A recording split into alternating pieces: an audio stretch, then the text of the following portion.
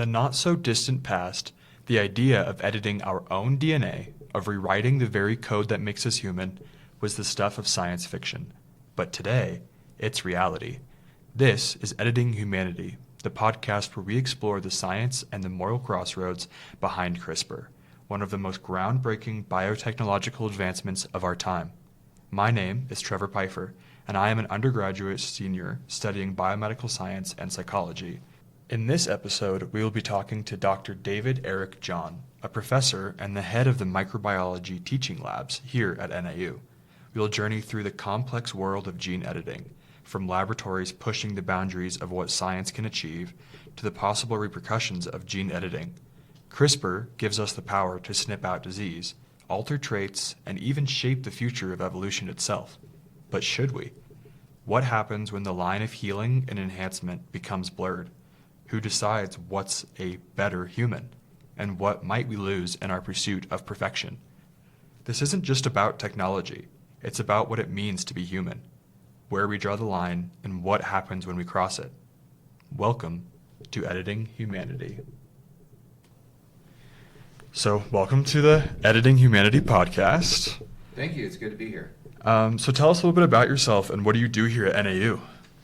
So my job title is Instructional Laboratory Manager. So essentially I'm the leader of the microbiology lab teaching program. So we have all the lab sections for that course, Bio 205, and the grad TAs and lab technicians. So that's my main job is to kind of direct all that. But I've been involved here also as a lecture professor before I started the teaching lab, and then also I have coming from a career that I started in higher education in Florida, and when I was there I was doing more diverse work in terms of different courses. So I taught a genetics course in genetics lab and a microbiology course in lab. And going back a little further, I was doing a postdoctoral research job as working in marine science, but we did a lot of marine microbiology and a lot of molecular biology. So that's where I kind of cut my teeth in any kind of molecular biology work. Awesome. And when were you first introduced to CRISPR? I just basically heard about it as a technology, maybe a little bit after it came out. At the time I was still in Florida, and so I was teaching like genetics courses there, and we started talking about this new technology and gene editing and that sort of those concepts that was introduced to the world basically in 2012.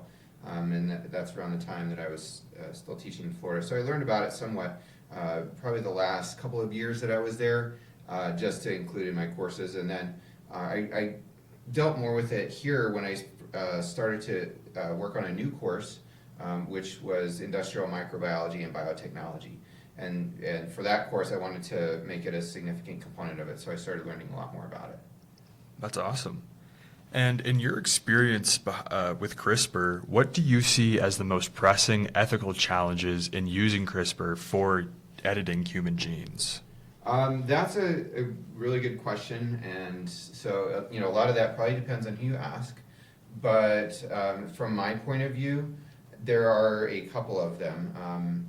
The one that probably most jumps into people's minds is the more kind of sci-fi concepts of creating designer babies, creating all sorts of. So you asked about human genes, of course, and that's a relevant thing. But one could do all sorts of other types of modifications ultimately to create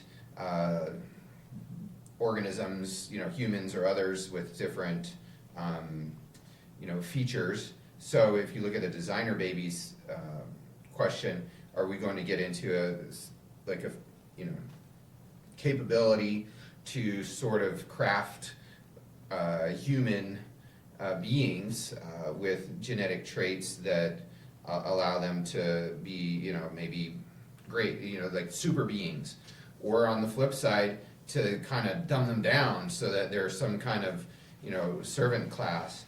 Right. Or have other certain traits, physical traits, intellectual traits, or just, have the ability for, let's say, folks that are, super wealthy and have the means to, get their perfect baby that they want it to look in a certain way and have certain, intellectual capabilities or what have you. And that is something that most people would probably say is undesirable or unnatural. But that might be kind of like, down the road in some, advanced or maybe quasi-dystopian, drastically, subdivided civilization that we might have. But to get to that point, I think where also a lot of the ethical situations come up. And so the first one, if you look at maybe where we're at now, the ethical consideration is, we're using CRISPR essentially to just try to cure or treat maybe genetic conditions. Those genetic conditions can include congenital defects, if you will, or genetic diseases like cystic fibrosis. A lot of research on trying to use CRISPR to do this, to treat or to ameliorate or cure even this condition. Or cancers is probably the most notable amount of trials going on where CRISPR therapy is being sought to employed as in cancer treatments, right? To try to stop cancer cells. So these are something that is in the now, and I think your main ethical consideration with those kind of present technologies is that are you going to get into a situation of doing harm, or because there's a potential, if it's not done right, to cause more harm. And this has happened with gene therapies in general, where you have you attempt to kind of alter the genome of cells, but either because of the mechanisms that you need to introduce the gene editing molecules into the cell, which a lot of times rely on viruses, or just the nature of inducing mutations within the genome of cells, you can get into causing either severe reactions to things like viral vectors that bring it in to the cells, or to induce mutations and cause cancer. And so, you have to first, in here and now, look at the problem of you want to do no worse harm with the technology that you're employing. So there needs to be a lot of surety for, especially for humans, because by and large our civilization regards humans is more important, I guess, in terms of our well-being than other animals. So with regards to humans, you want to make sure that you're not causing a disease that's worse, or a condition that could be worsened with your attempted therapy. I could go on. So the middle one that might be in between those two, like here and now versus the way distance future, is what happens if you're trying to get to the point of editing human embryos and you are not perfect about it, right? Yep. And what are the outcomes in terms of a not desired outcome when you're essentially making or editing human embryos. And so we can get to a lot of potential concerns there with regards to the ethics of it. And a lot of that, you have to kind of, I guess, use your imagination, because we're not at that point. Well, we could be, but we're not at the point where that is legally allowed in any kind of regulated civilization right now. So. Right. So you brought up a really good point, a few actually that I'd really like to touch on. Sure. Specifically, I would like to talk about, you talked about basically equitability between classes and access to this sort of technology. Right. How do you think that we can attempt to mitigate the difference in accessibility to technologies like CRISPR and other medical technologies moving forward? Yeah. Yeah, and I guess that's a good but kind of broad question of, when you look at any advanced medical technology, it can be very expensive. So some of the CRISPR treatments to treat, or to say, unless you want to edit some immune system cells, and it involves a technology called CAR T cells. And these can be crafted to try to target like blood cancers. But just something like that can cost hundreds of thousands of dollars. Right. And so at present, they're really working on not, it's very experimental, or it's developing, and so biotech companies are trying to work with how they can do this and not put those costs on the patient, right? Insurance companies are probably terrified of the prospect of these kinds of therapies for the people that they are supposed to be covering, and so I think that's a question that is hard, I think, for any one person to answer. Right. It is how do we deal with these divergences in means when it comes to significant diseases, especially as you get to the point where some technologies are available, but they're available at a very high cost. Yep. So, who pays for that, right? And if it is something that's fully experimental, but really successful and really expensive, then is that something where insurance companies won't pay for it? Maybe the biotech companies are not in such a position to just do it for pro bono as a project, or as the government is looking, reevaluating. We're in a very uncertain period with the reevaluation of how healthcare research is being funded, or to the degree that it's being funded, or how much. So this is going to also introduce added complexity and uncertainty into how someone pays, or how society pays for these very potentially rewarding technologies, but currently are so expensive. I don't know. It does seem like it is, like many things today, something where those with the exceptional means could have access to something that other people don't. And of course that goes for a lot of things when it comes to healthcare and health in general. So we'll have to see how that plays out. I don't know where the money would come from. I mean, if our government is trying to reduce money spent on developments in healthcare, then are the biotech companies, they may dial it back, and ultimately what may happen is that the advancements in this technology are not forthcoming as they could be with greater public investment, at least in the United States. So we'll see. Yeah, and then kind of similar in that same vein, when it comes to things like the government and stuff, who do you think should be making the rules and regulating these sort of experiments, seeing especially as they're so experimental? Yeah, I think that is certainly where you have to have I think, some good discussions and collaboration between, well, let's say in the United States. I'm familiar with our form of government, more so than others. In the United States, I think that has to come from close collaboration between regulatory or executive agencies like National Institutes of Health, and of course, as we see, those kind of are taking their direction from whatever the presidential administration is, and then interaction with that and Congress, right? Because Congress are elected body, so there may be laws, but Congress is very slow to act too.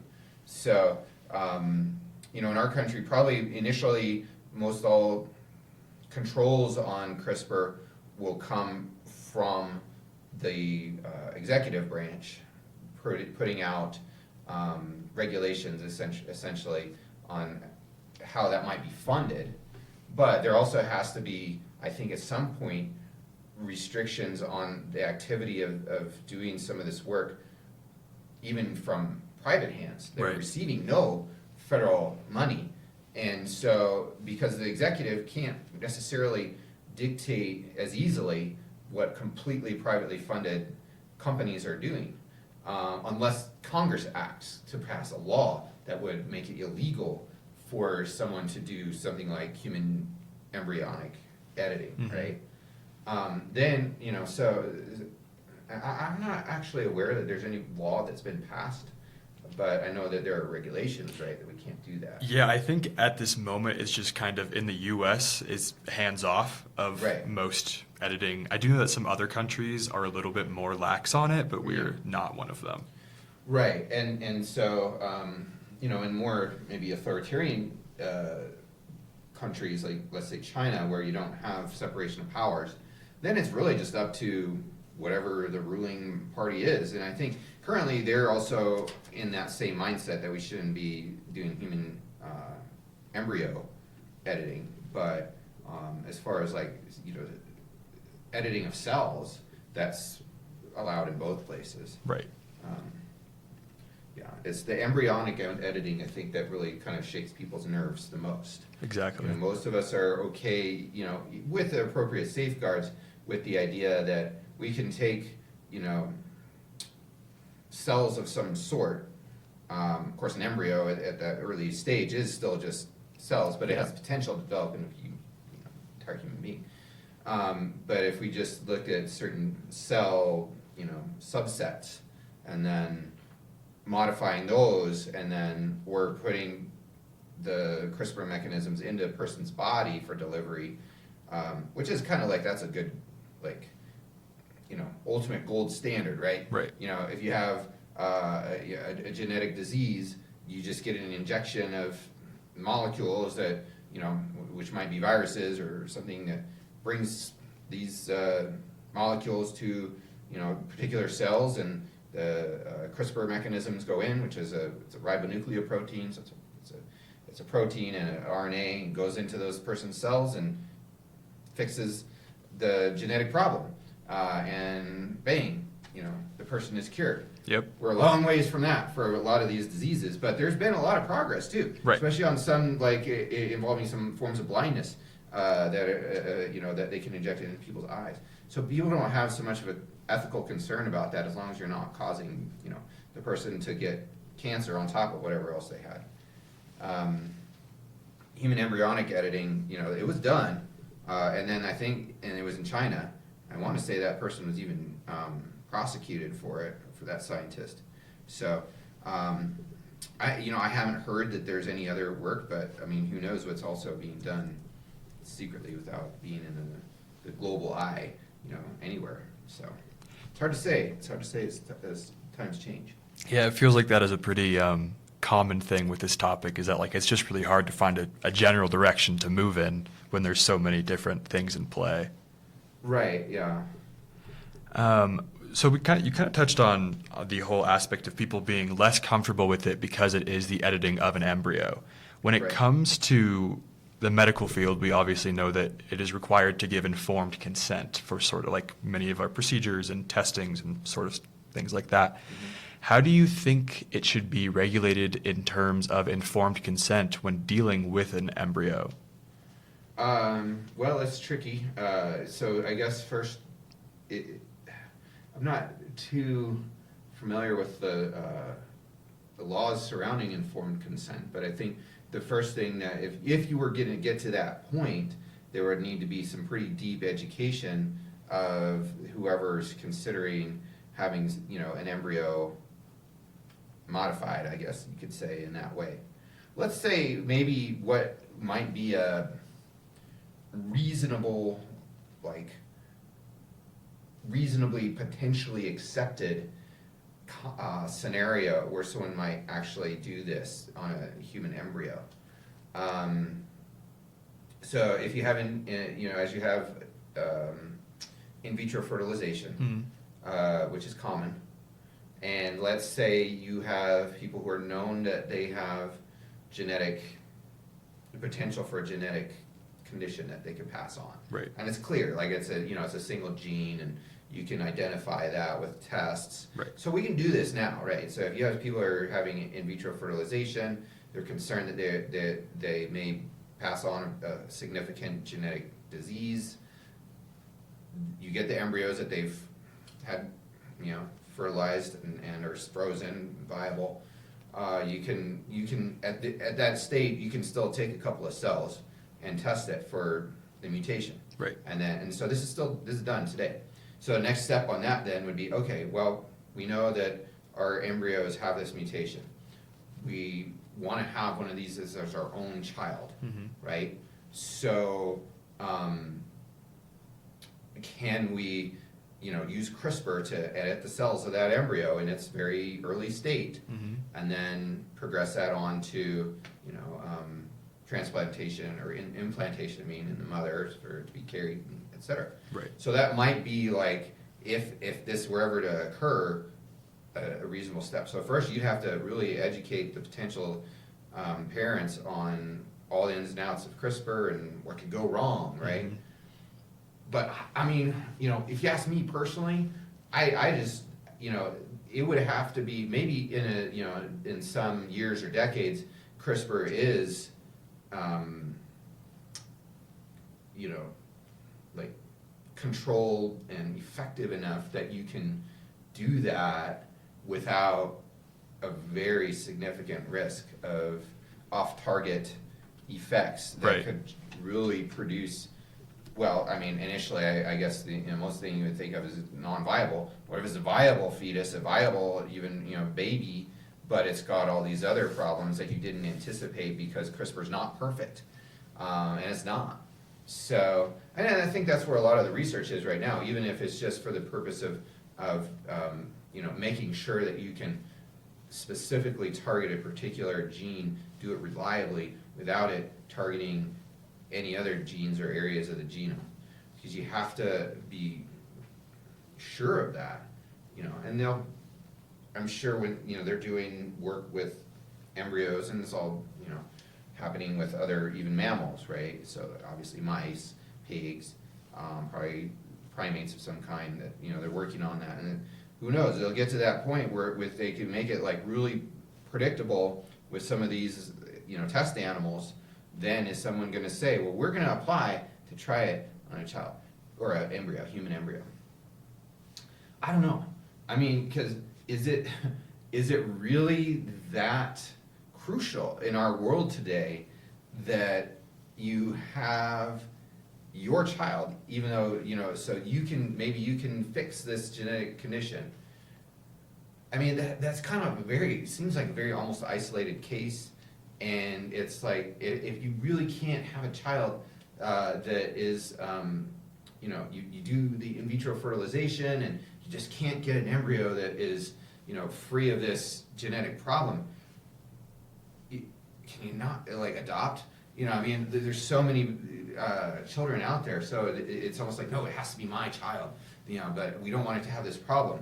So that's getting into a little on the hubris side, or the little, Right. Kind of vain almost, where you're, we can do this, so we're going to do it. And,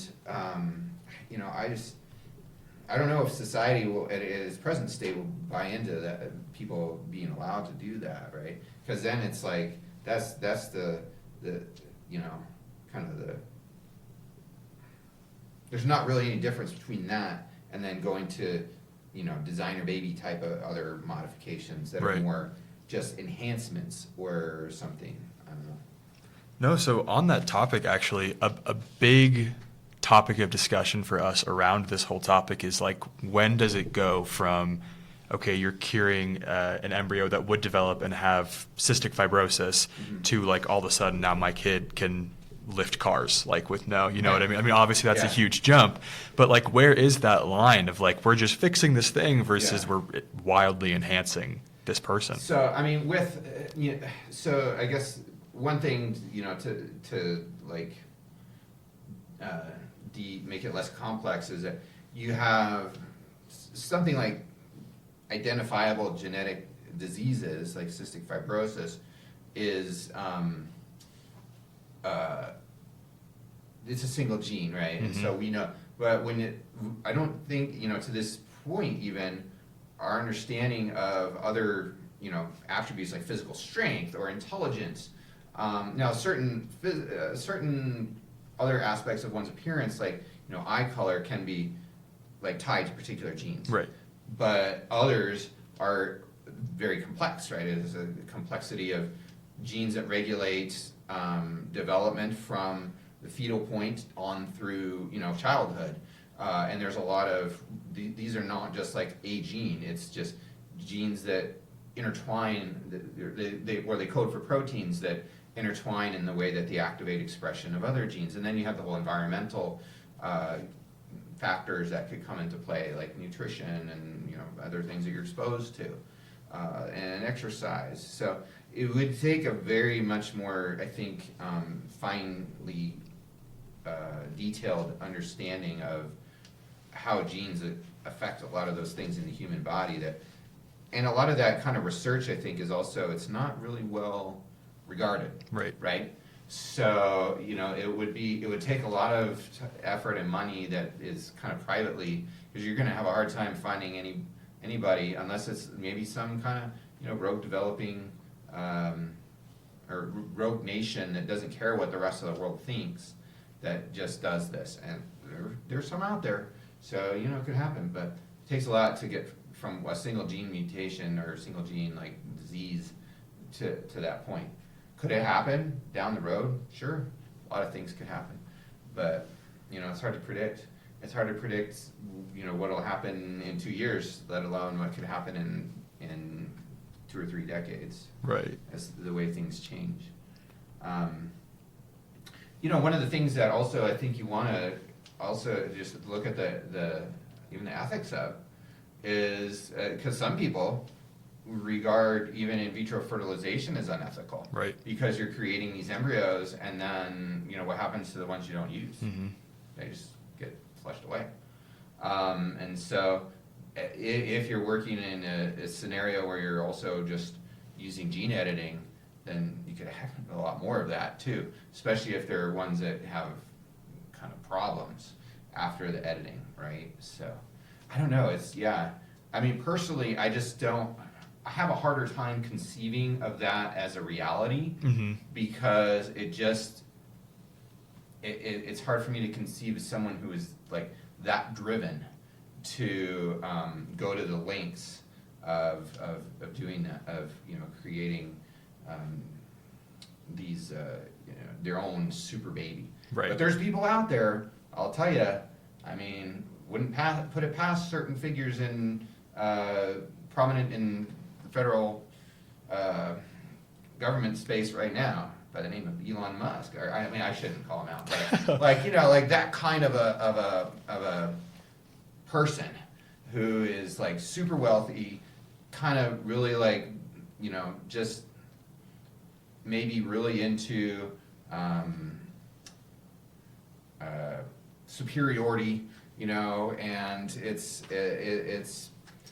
feasible, right? That someone out there, or some people out there, could go to those lengths. So. Well, in that same vein, somebody like that said person Yeah. who has the money to afford to have, I believe it's like on record documented that he has sort of attempted to do all this IVF stuff and only select male embryos out of what he's doing.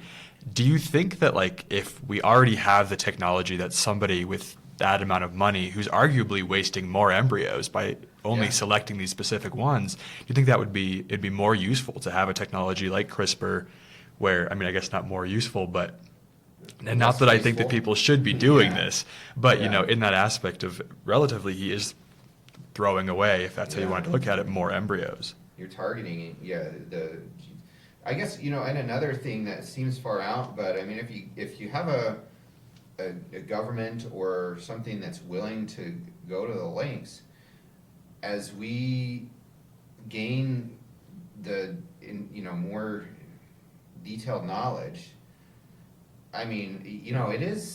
it's not totally impossible to have something like you saw in the Star Wars movies with like the Clone Wars, right? It's something that you could theoretically do. Right now, I think generating like a human egg is not something that you can do. But could you clone? Well, we can clone mice, Right. And so could we do that if enough money and technology were dumped into it? I guess the other thing that is developing, and it's getting there, is like the kind of the birthing or the fetal development Mhm. process, and they are working on basically artificial like uterus, Right. and they're doing this with like pigs and stuff. I believe And they so- raised like a sheep or something. Yeah, to they're term. like domestic animal. I don't remember if it was sheep or pig, but going from an embryo to the point where it can be, released from the uterus and Right.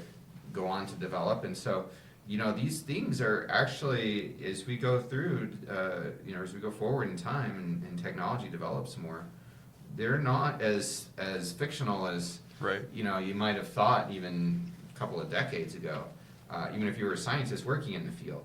So it will be interesting, but I think it all starts with, or it all gets down to, what does society do? What does society have to say about where you want to take that technology? Mhm. I mean, we have all sorts of technologies that we're really kind of holding back on, right? Right. I mean, we developed the capability to kind of annihilate everybody on Earth with nuclear weapons Yeah. 6 decades ago, more.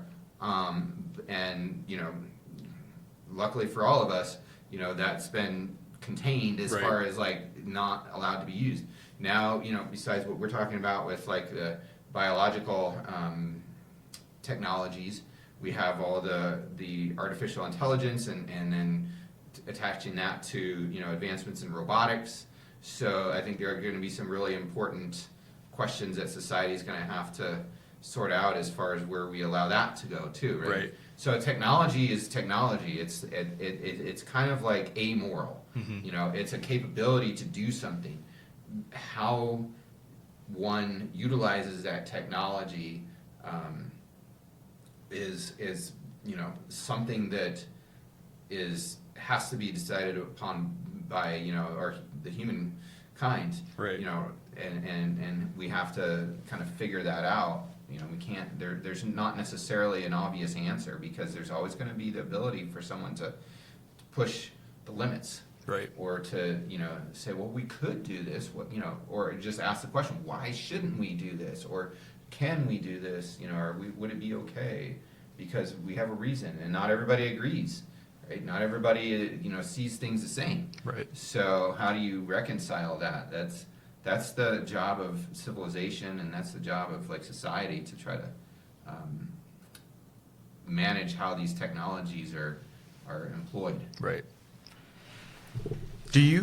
I kind of have in my opinion, what I've noticed with science as I've come into the field more and more is that over and over humans have used it incorrectly to do things, or to do awful things. Do you believe that technologies like this in general, but specifically CRISPR, that we should be looking more into it, or that we even should be trying to do these sort of things? Oh no, I believe that if we value quality of life, Mhm. right, and let's say we also value longevity and even equity when it comes to the ability to have quality of life and longevity, because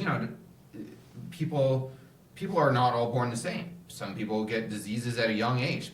Children get leukemia or other forms of cancer and die, Right. In early childhood or in their teens, or they're born with muscular dystrophy or cystic fibrosis. I'm a little familiar with cystic fibrosis because I kind of mentored students in Florida that would.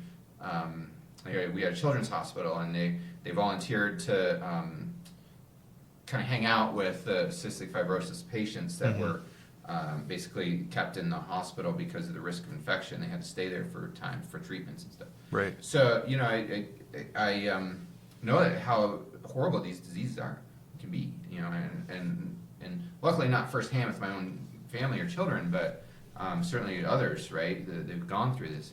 So there's already a lack of equity, right? There's already Right.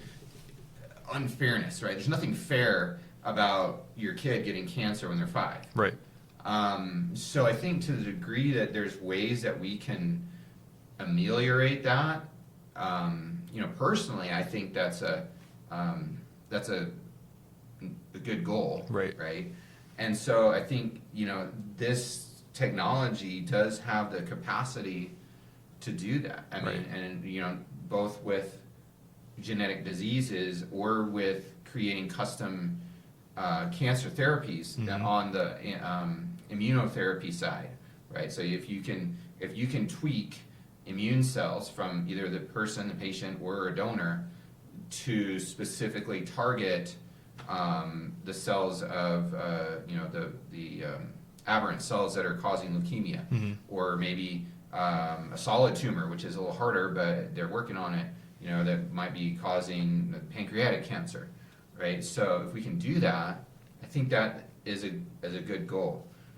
So yeah, I mean, if we keep it to that, I think that's nice. That's great. Mhm. I think we just have to really watch out when we're going beyond just trying to if we get into that idea of equity and helping people who maybe got a raw deal with the health that they have, or the disease or mutation, that we give them a chance to enjoy life as much as someone else who didn't. I think that's a good goal. But if we get to the other point of, no, we just want to take someone who maybe already has it pretty good, but we just want to make them, we want to give them the ability, or I want to give myself or my children the ability to be better than anybody else. Right. The best, out there. I mean, and so that seems to me personally to cross some ethical lines. Mhm. I'm sure there's people out there in the world that would say, no, I think that whoever has the means to advance themselves the most is, they should be able to do that. Right. And then there may be other people out there that say, well, it's all unnatural. I think, if you have a child that has cancer, then that's unfortunate, but that's life. Right. And, you just kind of have to accept that. And, maybe you have other healthy children.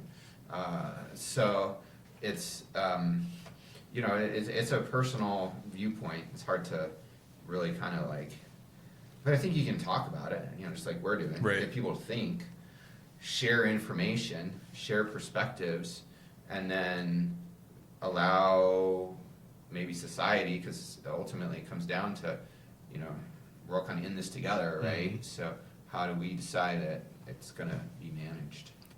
I kind of have a similar view on it. I think that if we can cure somebody with some horrible disease, and then we choose not to, it feels a little irresponsible. Yeah, but that's unethical, right? right, exactly. But I don't believe in this whole advancing or picking and choosing traits or doing those sort of things. I think it's a little out there.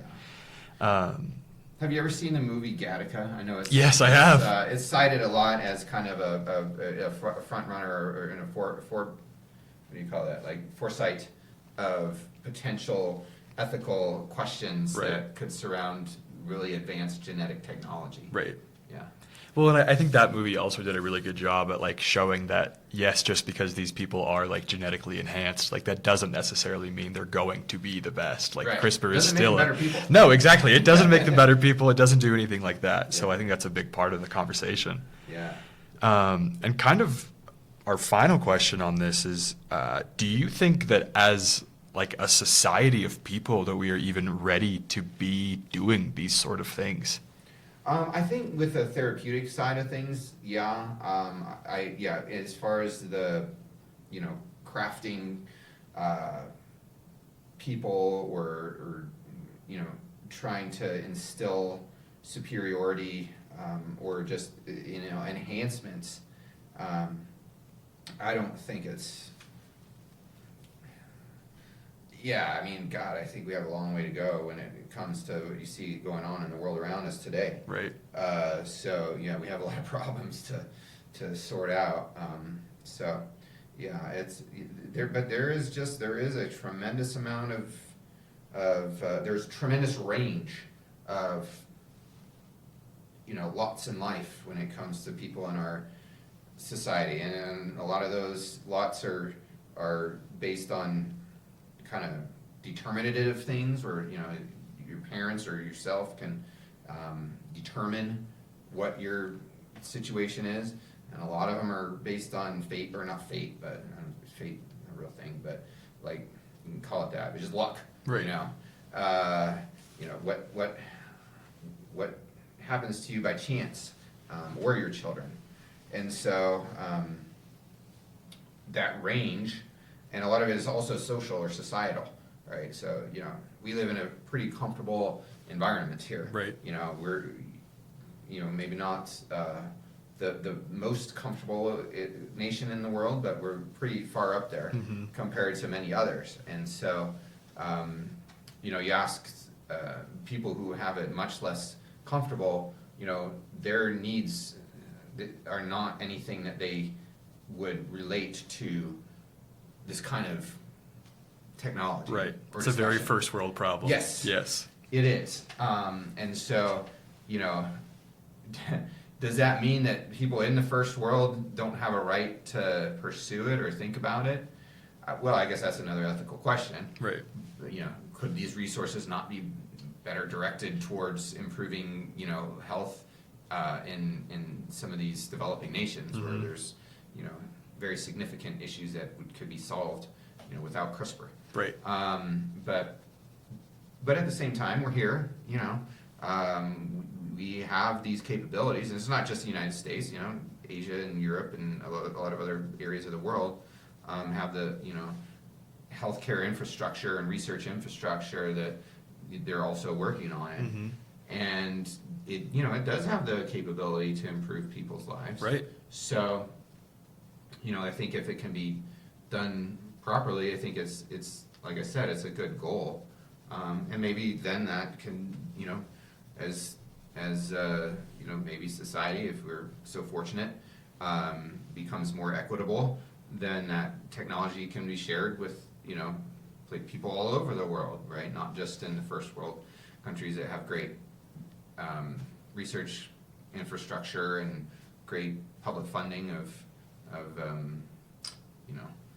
research like that, and insurance and healthcare outcomes that are much more like I don't know, kind of what you would want, right? Yeah. So yeah, I don't know. I mean, are we ready? I think we as a society we need to answer these questions because we have the technology, working on the technology. So I think we need to, if not answer, at least debate and work towards some sort of agreement, if you will, on where you want this to go. Right. Yeah, it's really complex, but we also have a lot of other problems too. So this stuff is, I think, is in my mind and what I see, and with the speed that I see of technology advancing, I think this stuff takes a back seat to the questions that we need to address with the artificial piece, Yes. with the artificial technology piece. So artificial, computing-based intelligence, and in even the robotics, and or the ability to infuse technology in terms of not necessarily biochemical technology like CRISPR is, but physical technology like prosthetics and those sorts of things, into healthcare and human beings and that kind of thing. That's an interesting question too. Why bother to create a super person with genetic modification that's very imperfect and challenging and difficult when you can just give them a exoskeleton, Right. or something like that, and Right. that you can make much more readily, and then they're super powerful like that or something. And I mean, it's not like we don't have the technology for that sort of stuff Yeah. already. We So, have. yeah. But at the same time, we value our biology. I will say humanity as well, right? Yep. So it would be nice, it would be desirable, even if you had a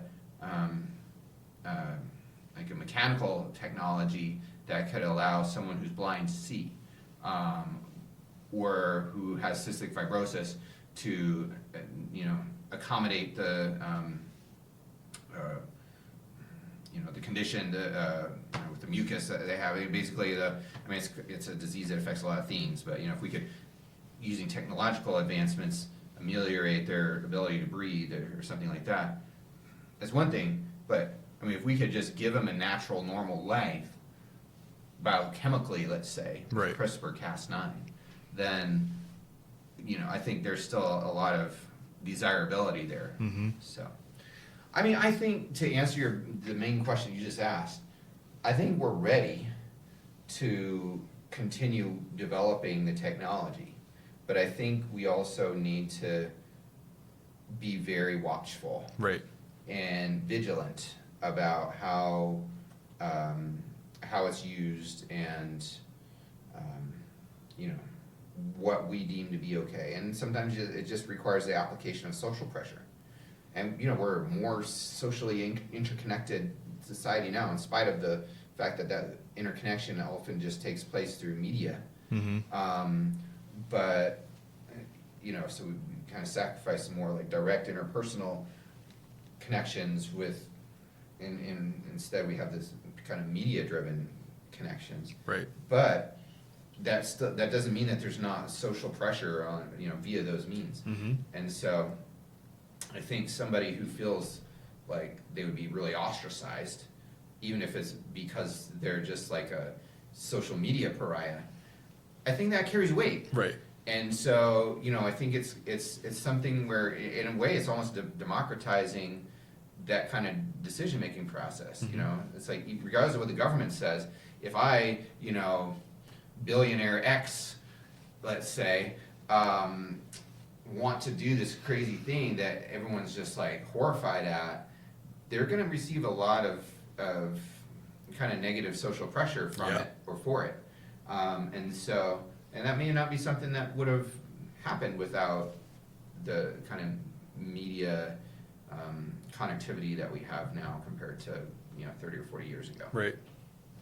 So I think we're ready to advance as long as we have that vigilance. That's fair. Well, I appreciate you coming on, Sure. taking some time out of your day. Yeah. You have a good rest of your day. You too. It was a good talk, and thank you for inviting me. Yeah, it was. This has been Editing Humanity.